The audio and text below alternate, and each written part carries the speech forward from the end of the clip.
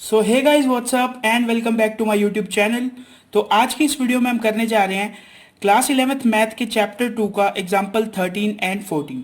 ये जो एग्जाम्पल है ये एक्सरसाइज 2.3 से पहले के हैं।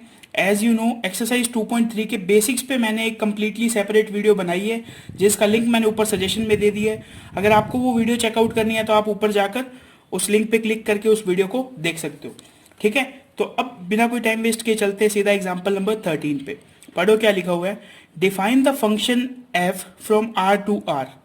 एक फंक्शन एफ है वो किस में डिफाइन है, आर टू आर, यानी set of real numbers to set of real number by Y is equals to F X is equals to X square.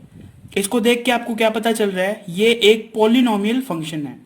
तो जब मैंने एक्सरसाइज 2.3 का बेसिक्स करवाया था तो उसके अंदर मैंने पॉलिनोमियल का कोई ग्राफ नहीं करवाया था आपको, और बोला था कि उसका एक एग्जाम्पल आएगा पॉलिनोमियल्स के ग्राफ का।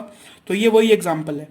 ठीक है, so where x belongs to r, complete the table given below by using the definition. What is the domain and range of this function, draw the graph of f। तो इसने सबसे पहले 3 question पूछे हैं इसमें।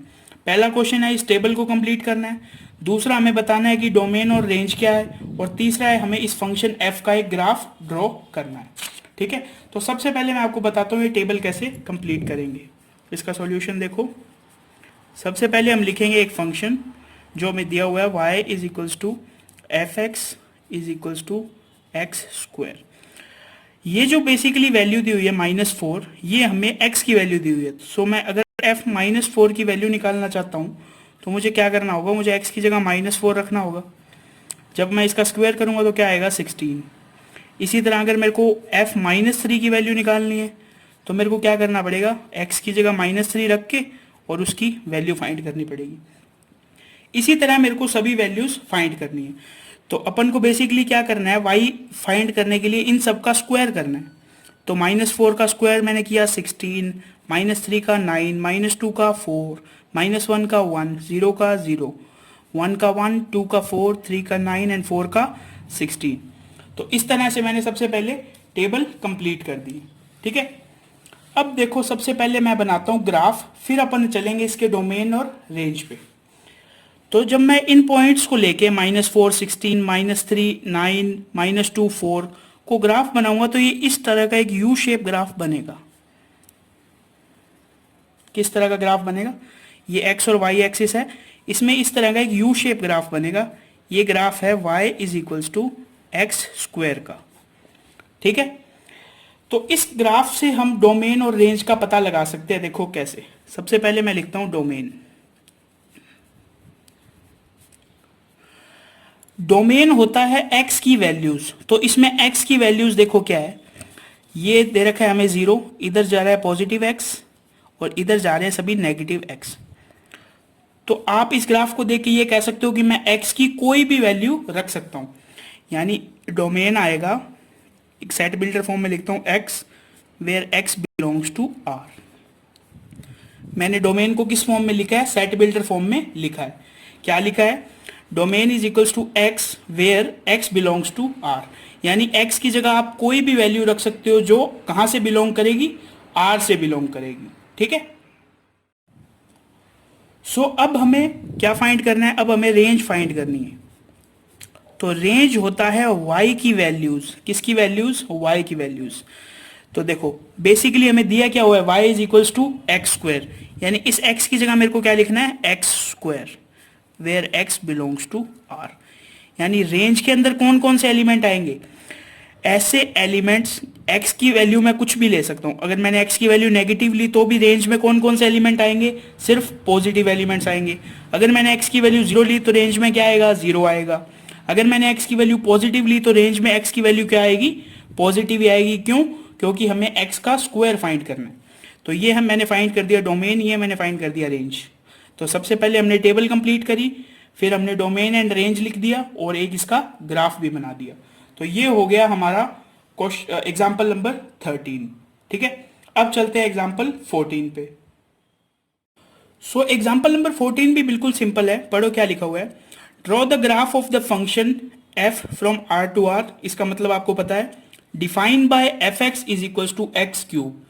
F X is equals to X cube, ये भी क्या है, एक पॉलिनोमियल फंक्शन है। सॉल्यूशन देखो किस तरह करेंगे।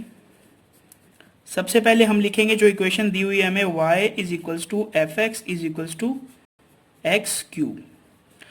अब आपको x की वैल्यूज रखनी है कहाँ से, r से, यानी x की रियल वैल्यूज रखनी है।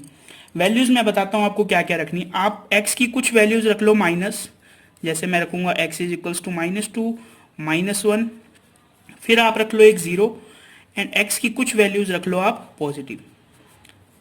बिल्कुल आपको सेम नहीं रखनी, आप हो सकता है -3, -2, 0, 3, 2 ले लो, समझ गए। मतलब x की कुछ नेगेटिव वैल्यू, x की एक 0 वैल्यू और x की कुछ पॉजिटिव रियल वैल्यूज ले लो आप। इन x की वैल्यूज पे आप y की वैल्यूज फाइंड करो। y हमें क्या दिया हुआ है, एक्स क्यूब, यानी -2 का क्यूब करेंगे तो क्या आएगा 8, -1 का क्यूब करेंगे तो 1, 0 का क्यूब करेंगे तो 0, 1 का क्यूब करेंगे तो 1, एंड 2 का क्यूब करेंगे तो 8। ठीक है, अब इस -2 एंड 8 को एक साथ लिख लो, -2, 8, इसी तरह लिख लो -1, 1, 0, 0, 1, 1 एंड 2, 8। ठीक है, ये क्या आ गए, ये ऐसे पॉइंट्स आ गए जिसको हमें इस ग्राफ पे प्लॉट करना है। तो जैसे ही आप इस ग्राफ पे प्लॉट करके उन सभी पॉइंट्स को एक लाइन से मिलाओगे तो आपका कुछ इस शेप का ग्राफ बनेगा। जैसे -2, 8 आएगा कहीं यहीं, यहाँ पे -1, 1 आएगा यहाँ पे, 0, 0 आएगा यहाँ पे, 1, 1 आएगा यहाँ पे, 2, 8 आएगा कहीं यहाँ पे। तो जब आप इन सब पॉइंट्स को मिलाओगे तो आपका ग्राफ कुछ इस शेप का बनेगा। तो ये जो ग्राफ है ये किसका है, y is equals to X cube का। इससे पीछे वाले क्वेश्चन में हमने किसका ग्राफ देखा था, यू शेप वाला, y is equals to X square का।